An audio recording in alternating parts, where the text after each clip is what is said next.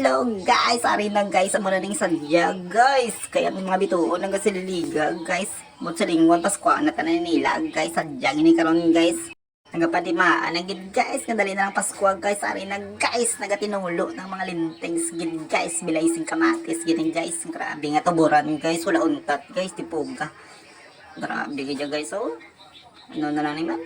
Ano yung butang tadi man? Basuka nga bubblegum. Charot lang guys. Guys, grabe na talaga guys. Ay nako, Pasko man guys ang langit guys namin siya guys. Hindi ka nakamakalsang mineral guys. Dali lang wala kayong makuha na baso guys. Kay nauwaw ko guys mo timing. Ganyan guys, wala kami dan tubig guys. Ayan.